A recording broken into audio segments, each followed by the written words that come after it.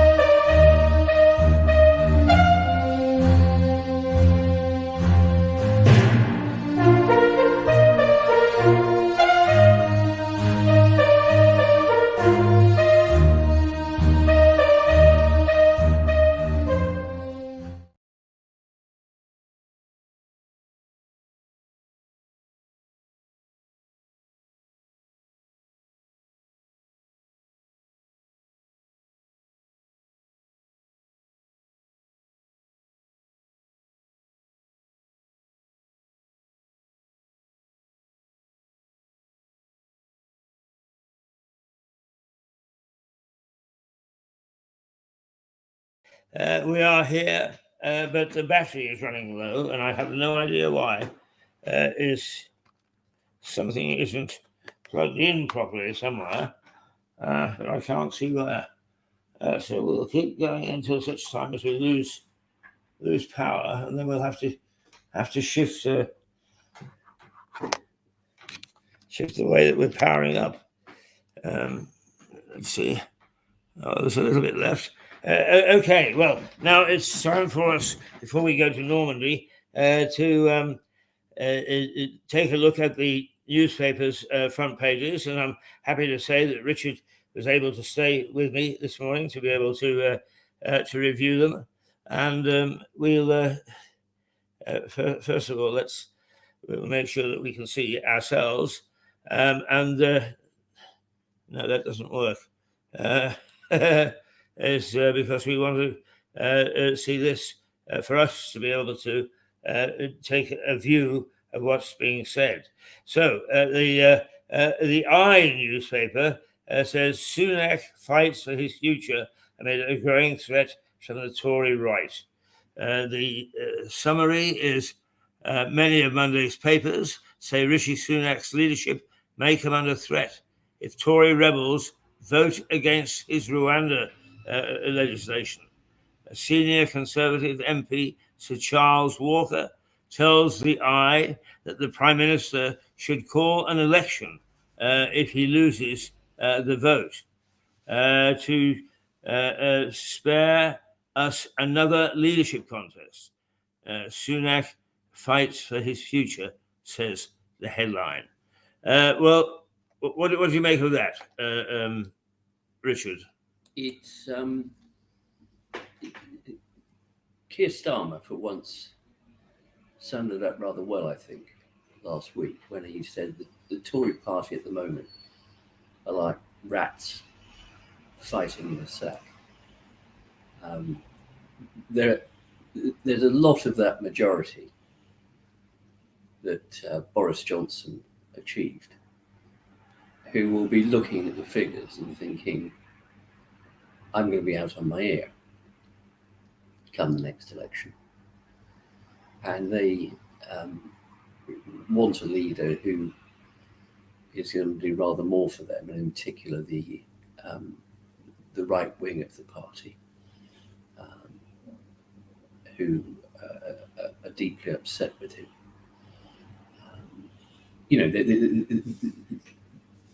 All political parties are broad churches, but it does seem at the moment that the Tories have a sort of fundamental difference of opinion between the One Nation moderates and those to the right. And it's hard to see how they can be reconciled, frankly. Yes. The theme is carried on in the other papers. The Metro, Tories at war over the PM Rwanda plan.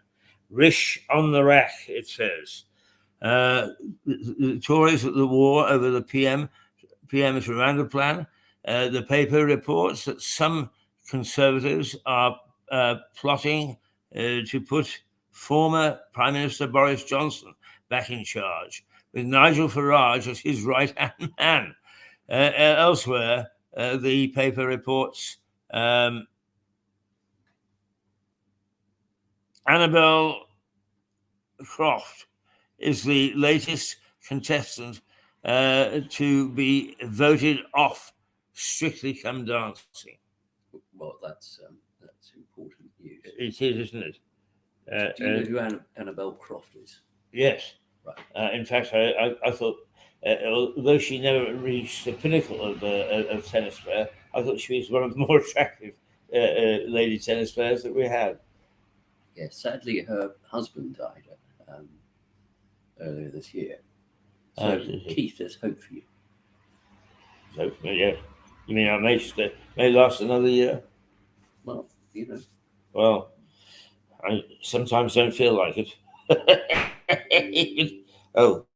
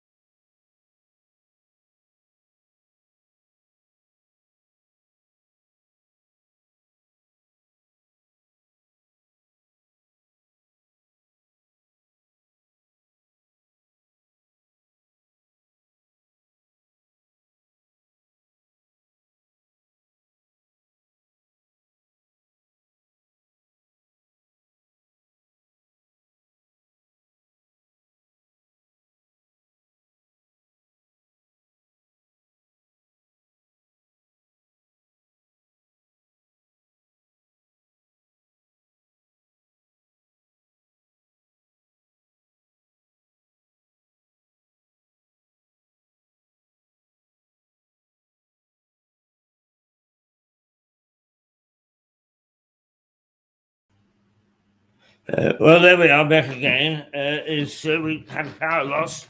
Apologise for that, and hopefully this one is working. Sometimes these connections can be very, very flighty, is perhaps the word. Yes, so you were talking about Annabel Croft, who is the second story in Rishi Sunak. What would your reaction be to Boris Johnson's and Nigel Farage together? I think I've still got my passport. I can't see that bringing Boris back will do them any good. You know, he has got a constituency in the sense of there were people who will always vote for him. But there's also a lot of people who, and probably more people, who simply don't trust him. And he has the car crash coming along of what happened at that inquiry. And I don't know if you watched his performance in that. No, I haven't watched it. He sort of ran out of answers quite a lot. So I think that's pipe dreams. Yeah. What do you think of these inquiries? I mean, they say that they're made up of all parties, so they're non-partisan. But I've never been, and I've sat actually live in several in the House of Commons, and I don't find them at all anything other than bias. Well, yes, if you're going to have politicians adjudicating and things like that, they've all got their own agendas, haven't they? Yes. Yeah. So actually, the whole thing is a mess. British politics is a mess Yes. right now. Yes. Normally there's a cleansing when we get to this sort of situation. What sort of cleansing could you see take place, Richard? Well, in an odd sort of way, I know it wouldn't be ideal, but if there isn't an election and no party has an overall majority, that might help, because then people will have to get around the table together. Whether the Tory moderates would consider being part of some coalition, I don't know. And I've thought about this. The problem for the Tories is that there isn't an obvious, Boris aside, there isn't an obvious alternative candidate. And don't say Suella. Because a swing for the Tories to the right in terms of policies, as I said, will please some, but will put many others off. So the red wall constituencies are much more likely to revert to Labour if there's a more extreme right-wing Tory party. But I think you're absolutely right, Keith. British politics is an utter mess now, and there isn't particularly an obvious way out. And it's not as if the Labour Party have a leader who instilled any real confidence in anybody. Yeah, Labour haven't had a leader who instills confidence for quite some time, have they? No. I mean, that party has imploded as well. What happened in the 1970s, towards the end of 1970? I mean, strangely enough, Keith, I interviewed Margaret Thatcher for radio when she was still. In fact, I think she'd gone into opposition. She'd been the minister who had famously cut milk. And I wasn't long back from Canada, so I was feeling my way in British politics again. But I was very impressed with the lady when I was talking to her, but I had no inkling that she would emerge as the rather sterling leader that she became. Can you see anybody at all in the Tory ranks to emerge in such a way? No, frankly. I think Gove would be not electable. I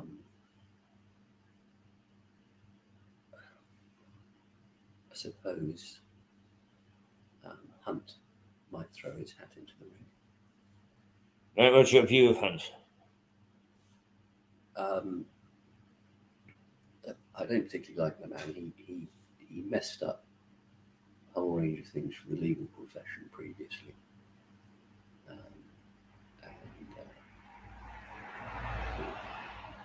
Didn't seem to understand his brief, was simply keen on cutting money, and it did a great deal of damage, as we've spoken about before. Too few judges, too few court staff, the estate of the buildings, the courts, they're falling down.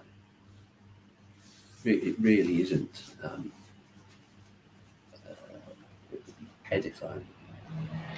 What do you think, Ben? Well, it is only one thing that he's ever done in his time in politics has impressed me, and that is when he was Minister of, I think it's called Culture, Sport, and something, and he actually said he took a very, very close look at local television in the States and said, this is exactly what we need in Britain, which the establishment had fought against for a long time. And he came back and he set plans in motion. And I actually went to a couple of meetings at ITV. Not large meetings. There would be about 20 or 30 people there who got some interest. And the plans were outlined and they seemed to make a good deal of sense. Then he moved ministry and the civil servants got hold of it. And of course, what happened was it was an awful bollocks. So it wasn't really his fault, and he did do something that's worthwhile. And everything else that he's touched, I think, including being Chancellor, I think he's made a horlicks of. Yeah. And he was the Culture Secretary. And it is worth, I'm not going to say it is worth Googling his name and the name of the Today programme presenter, June Nocty, because it's one of the great spoonerisms. And he wanted to say Jeremy Hunt, Culture Secretary. And you can imagine what he did say. And he got into a lot of trouble because people thought he did it deliberately. He was quite clear. Well, actually, it is a name that you can have trouble with. When I was in Canada, I would do the commentary or be co-commentator on the international rugby matches, of which there are many. It's a very strong rugby part of the world, the west coast of Canada. And we had two people. One was Ted Hunt, and the other was Jeremy Cummings, fly half and scrum half, respectively. And in the excitement of passing the ball from one to the other, and it was against the All Blacks, we were winning, and I got terribly excited and reversed the first letters of their two names. It is.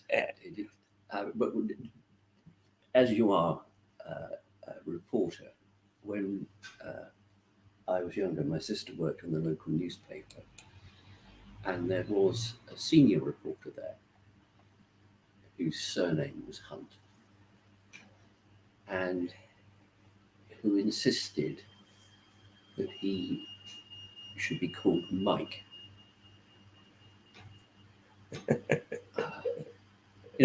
Michael would be fine. There ought to be some rule against parents names. Yes. The Guardian continues with the theme: rival Tory tribes threaten Sunak authority over the Rwanda scheme. The summary of it is the Guardian says Mr. Sunak's allies spent the weekend pleading with Tory MPs in the hopes of staving off rebellion that could sink the Rwandan legislation. As MPs meet this afternoon to debate how they should vote, the Prime Minister will be giving evidence to the COVID inquiry. The paper says he will be grilled on issues such as the Eat Out to Help Out scheme, which had been blamed for spreading the virus in 2020. Do you remember that? Yes. You do? I don't. So tell us about it. The Eat Out scheme. Yes. What it was that it was Sunak's idea, because he was Chancellor of the Exchequer. And, this is another tension that was in the Tory party, was do we pursue deeper lockdowns, or do we effectively seek herd immunity, let everybody go out, do what they want to do? And there's some rather unpleasant suggestions that there were people in government who were effectively saying, well, X thousand people are going to die of COVID. But equally, we can't damage the economy. So what he came up with, which was a crazy plan, was, I think it was Monday, Tuesday, Wednesday. If you went to a restaurant or a pub and ate food, the government would pay half the cost of that. So you'd only have to pay half of what your meal cost. And that was meant to help businesses, understandably, because pubs and places like that were suffering. Downside of it was that it just encouraged people to go and sit in close proximity to each other on a Monday, Tuesday, Wednesday, thereby increasing the spread of COVID. I must confess, that doesn't go across my radar. Why I missed something like that, I have no idea, but I didn't. It could be that it was while we were having a rather torrid time, because our operation was thrown into complete chaos because we weren't allowed to have more than 2 people in a studio.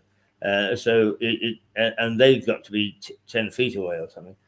So how do you interview people? I think that I may have been concentrating on something like that rather than the question of the what do we call it? The epidemic. There's Nigel Farage on the front page of the Daily Telegraph. The PM under pressure to amend Rwanda plans. Most Tory MPs, the Daily Telegraph contacted, say we'd rather back the bill than trigger a confidence crisis for Mr. Sunak, instead seeking to amend the legislation when it returns to the Commons in the new year. But the paper reports that a significant minority are threatening to abstain or vote against it. The Telegraph joins the Daily Mail in carrying pictures of Nigel Farage after he finished third on I'm a Celebrity. Do you know how much he got paid for doing that? It was substantial, wasn't it? £1.5 million. Wow. Yeah, he doesn't have to go to work for a week or 2. Well, he was wealthy enough anyway, and I'm sure he has other backers. But even so. Yeah. And so how much was it? 2 weeks' worth, 3 weeks' worth? It was about 3 weeks, I think. Yeah. It's amazing. They don't mention who actually won it. Not that I worry too much, but it's Nigel Farage came third. Yes, yeah, that's the important thing. Well, if he ever gets to stand as a candidate to be an MP, I hope he comes third then as well. I mean, it is in a funny sort of way. His avuncular way of handling people is quite attractive in politics. I'm not saying he'd necessarily be a good politician, but he's got that sort of a smoke piping approach to things. The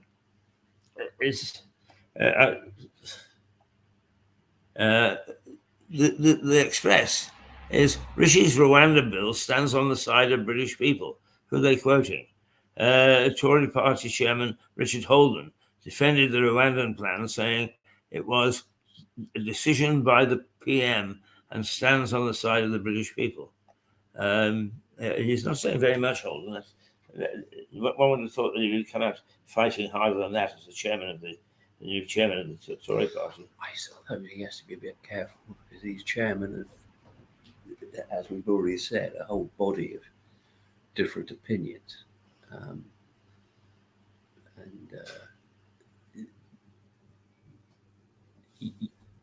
I think if there were 30 Tory rebels on that particular bill, then it probably wouldn't go through because of the view of Labour and the Lib Dems and the SNP. Lame duck for Christmas. Starmer says the PM's ability to govern has collapsed as demands grow for an election now, it says. The Daily Mirror leads with a warning from Labour leader Sir Keir Starmer, who says that the Conservative ability to govern has collapsed. Sunak on the brink, says a headline. Would you say it's gone that far? I don't think it's gone that far. I think they will sit tight with him. Because when must we have an election next year? What date? I think it's the autumn. So they've got a bit of time. Yeah. But no party likes being backed into a corner, does it? No. But it would look awful if they had yet another leader in such a short space of time. That doesn't I totally agree with that. promote confidence. The Times. We will win legal battles on Rwanda, say officials. Well, it's down to the officials, really, isn't it? The Home Office believes that 99.5% of legal challenges by migrants will fail to stop their deportation to Rwanda. Documents leaked to the Times have revealed. Modelling has predicted that 9 in 10 of all claims would be rejected with no right of appeal within 10 days of migrants arriving in the UK. This is because they would have to show evidence that they face serious and irreversible harm if sent to Rwanda. It's an odd piece of potential legislation, the bill, because effectively what they're trying to say is, as a act of parliament, say Rwanda is safe. Now, I just don't think that that's whether it's true or not, I don't know. But you can't make a country safe by passing an act of parliament in this country. It needs some determination, and at the moment, we simply don't know. So I think, dare I say it, I am a lawyer, I think the courts so far have been correct on that. They will be criticised, of course. Yes, well, I mean, they are damned if they do and damned if they don't. But the Daily Mail, put a sock in it, Rebecca. Tory MPs are enraged as the BBC signs a Lovey's letter attacking the Rwandan policy on the eve of the Commons showdown over flights. The Daily Mail suggests Gary Lineker ignited another BBC impartiality row after he signed an open letter criticising the Rwandan policy. The paper says the move prompted an outcry from politicians, with one telling the Match of the Day host to put a sock in it. Actors Brian Cox, Juliet Stevenson, David Morrissey, and Kaiser Chiefs musician Simon Ricks also signed the letter, the paper reports. Lineker worries me, actually, because he's using a position that others don't have to expect. Whether he's right or wrong is beside the point. He's abusing his position, in my view. Yes, and he had a run-in with this earlier this year, didn't he? Yes. With making effectively political comments. And so I think dear old Gary should just take his considerable paycheck from the BBC. He is the best paid presenter at the BBC. And if he does have political views, keep them to himself. So I do agree with you. Whether he's right or whether he's wrong in the views he's expressing, I don't think it should be for him to be voicing them. No, I agree, and there's plenty of room on let's call it state public television, if you like, for a whole variety of views to be expressed. The powers that be at the BBC sometimes get it wrong. They sometimes let their own personal views get in the way. Strangely enough, I mean, as you know, my feelings about the BBC are a bit ambivalent, but I think it's because they have such positions of authority that they stop thinking in a by way. They start to think in terms of this is the BBC's stance, it must be right. Would you draw a distinction between his position, where he is an employee of the BBC, or at least paid significantly by the BBC, and the other people who are named, so actors and musicians, who are independent of the BBC? I think that's a difficult one, but it is with his position in the BBC. I think that he's sufficiently well known so that any personal views are taken quite seriously, and in some instances, some viewers wouldn't be able to differentiate between what was the BBC's view and what was his view.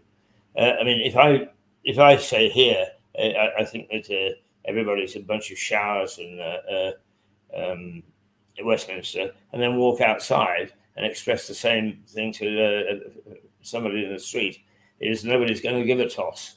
But if Gary Lineker does it, he'll say, hang on his every word. And I think there is a responsibility that you have to have there. I mean, if I can make not a funny comparison, but just a funny comment. When I was in Armenia, I was training some journalists, and they, like a lot of other Eastern European states, had recently come out from under the Soviet yoke. And they wanted to write leaders. They wanted to write comments as opposed to factual reports. And they pointed out that there's a tradition in the British press for this and so on.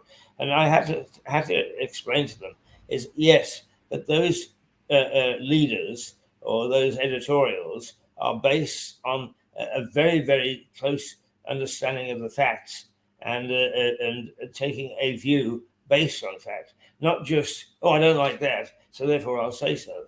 And they found it very difficult to come to grips with that sort of thinking because they never have had to. Prior to 1990, thereabouts, the stuff was delivered to their newspaper or their radio station, and they just read it or they just printed it without any argument. Now that they've got the opportunity, they just wanted to do it that, oh, I think this. And I think that is actually verging on a similar sort of thing. Is Gary Lineker says, I think this. So therefore, it must be valid and important. Maybe it is, but at the pub, not in front of the television cameras. Because the BBC do have some fairly extensive written rules about impartiality.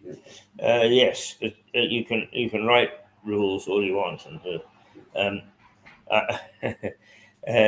mean, I'm not going to name names because it might verge on. You might have to defend me, but there was a very, very prominent lady who was given the host of a program. This was in the 1970s, I guess. And she had an affair with and ultimately married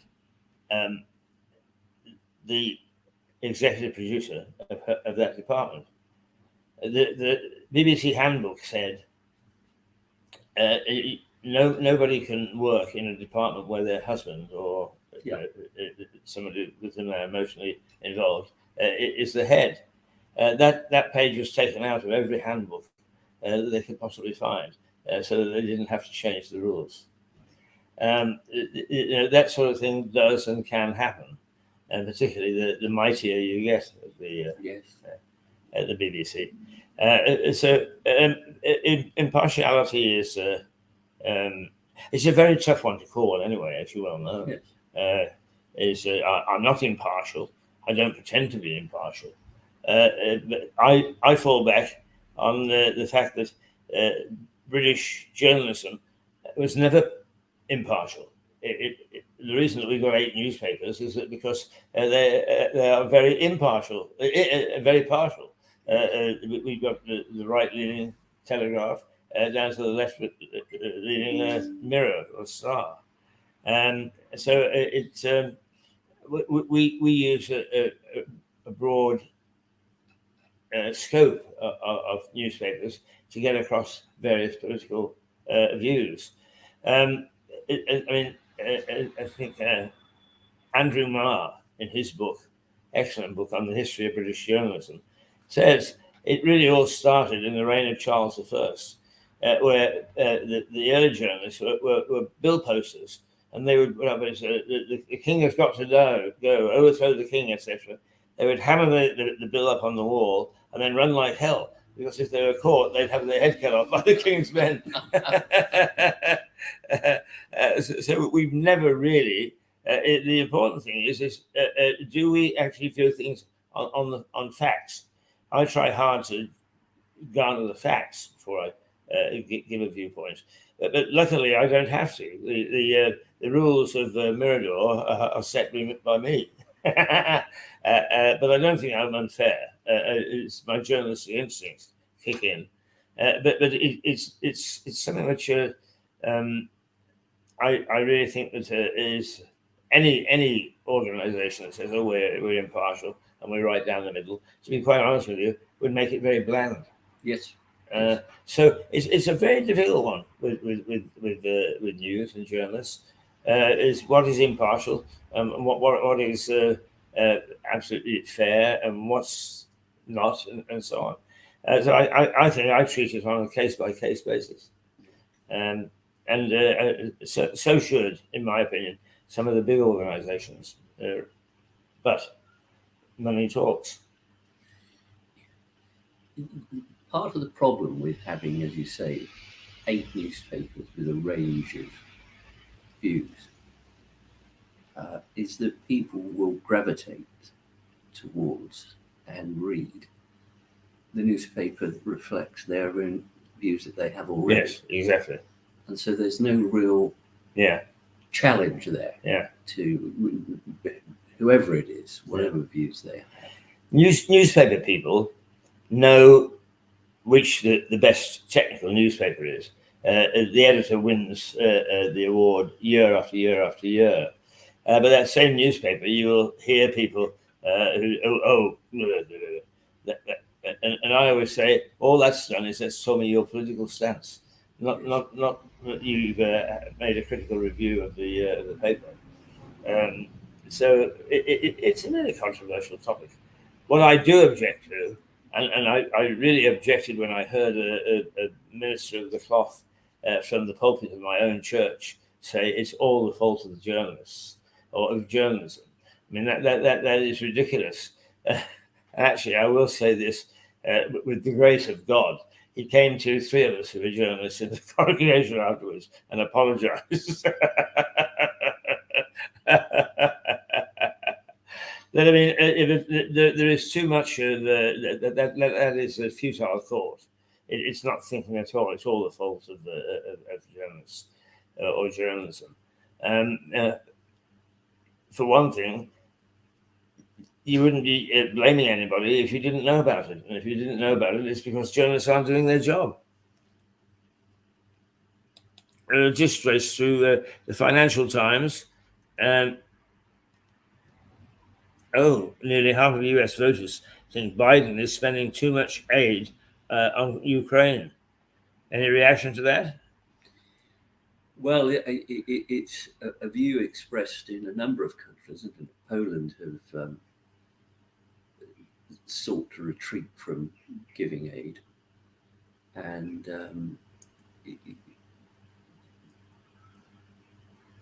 yes. Sorry, go on, carry on. And so, at a time of relative austerity, people will resent sending money abroad. Again, whether it's rightly or wrongly. And the problem is, of course, it's gone on for significant period of time now. And in the past few months, there's simply been no progress made. It's a sort of stalemate that is being faced, with no prospect of a proper resolution. Actually, Boris, since we mentioned him earlier, in his column in the Mail on Sunday, the Mail on Saturday, it approached this topic, and his view was that the authoritarian regimes and democratic regimes are in an arm wrestling mode at the moment, and that if we actually give up on supporting Ukraine, it will give people like Putin encouragement, and that we wouldn't know what the consequences might be. I mean, it is a viewpoint. Yeah, absolutely. Well, Putin, who wants to run again next year, would then, in those circumstances, look to rebuild the borders of the Soviet Union. I think that's a distinct possibility. Okay, I love the star. We always have a little giggle at the star. Houston, we have a problem. Solar storms from outer space could cripple Britain's rail network. That's according to scientists. Yes. Actually, that's one of his milder ones. Is that normally it's that little green men are watching us from somewhere. Richard, thank you for joining me for the papers. We've had a good go. We're now going to take a 5-minute break while we contact Harry Aston in Normandy. Can you stay around? Yes. All right. I think that Harry would be delighted to actually have a chat to you. Righto. So what we'll do is we'll take a little break and then go to Normandy. I think that's the correct one. From Lewis in the Black Horse Pub.